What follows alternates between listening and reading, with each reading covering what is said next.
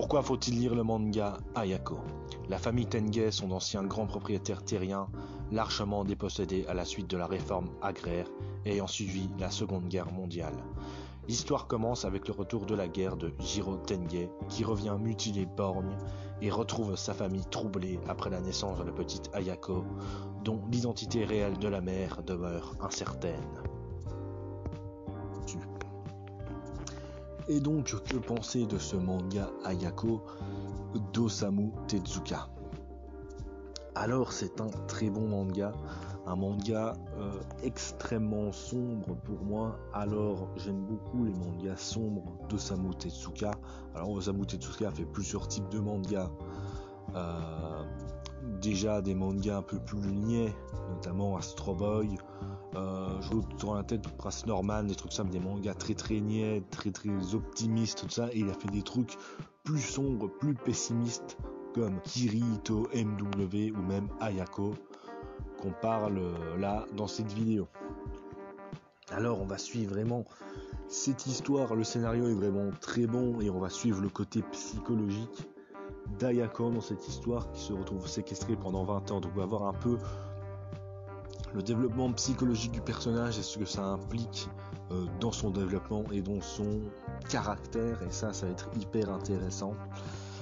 Dans cette histoire, ce qui est aussi également intéressant, c'est le côté les personnages secondaires qui sont pas forcément méchants, ils sont pas forcément gentils non plus, c'est pas manichéen, on va dire que c'est gris, ce qui est plutôt fréquent dans les mangas d'Osamu Tezuka comme Blackjack par exemple, ou même Kirito, ou même MW. C'est souvent pas si simple que gentil et méchant, et c'est quelque chose que j'ai toujours bien aimé avec l'auteur, c'est qu'il arrive bien à développer ses personnages et les rendre attachants, parce que oui, tous les personnages dans cette histoire sont attachants, intéressants, même fascinants, je trouve.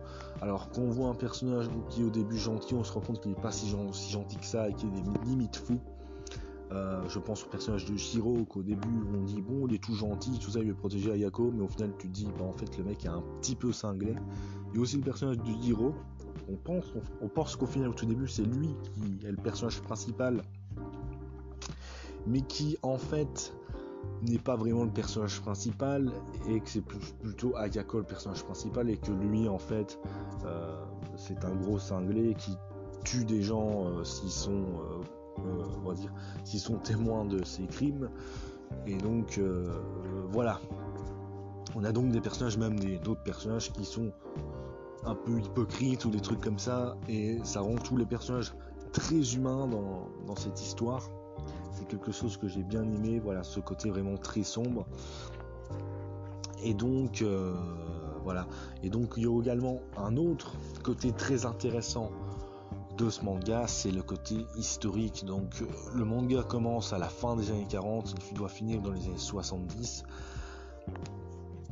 Et donc on accentue vraiment sur le côté historique, l'occupation des Américains sur le sol japonais, et ça pareil, c'est plutôt pas mal intéressant, donc, parce qu'on peut voir on va dire le crime des Américains sur le Japon, et ça, il faut l'avouer, c'est plutôt pas mal intéressant, et ça change un petit peu des histoires classiques sur l'après-Seconde Guerre mondiale, je trouve. On a ensuite la fin du manga, la fin du manga qui est vraiment très très très bien, je trouve, qui conclut bien l'œuvre, qui finit ni bien ni mal. C'est ça que je trouve bien, c'est qu'une fin grise, ce qui est surtout fréquent dans les mangas d'Osamu Tezuka, surtout dans Blackjack. Il y a beaucoup d'arcs de Blackjack qui finissent ni bien ni mal. Là on a à peu près le même résultat, et ça, je trouve ça très cool. Et pour terminer, on va également parler des dessins. Alors les dessins sont certes vieillots, ils sont pas forcément, on va dire, terribles. Enfin si, qu'est-ce que je dis ? Les dessins, oui, ils peuvent paraître vieillots. Des personnes de la jeune génération pourraient dire qu'ils sont pas terribles, mais moi je les trouve plutôt stylés.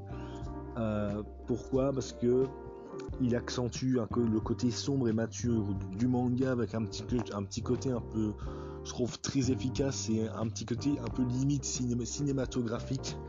À un moment donné, il y a une scène un petit peu de baston, ça m'a fait penser à limite à du Ashita no Joe, donc j'ai trouvé ça hyper stylé. Voilà. Qu'est-ce que j'ai à dire d'autre sur Ayako? Pour moi, c'est un excellent manga. Je vous le conseille. Lisez-le si vous ne connaissez pas Osamu Tezuka. Vous pouvez le trouver assez facilement malgré le vieillage de ce manga. Et moi, je vous dis à la prochaine pour une prochaine vidéo.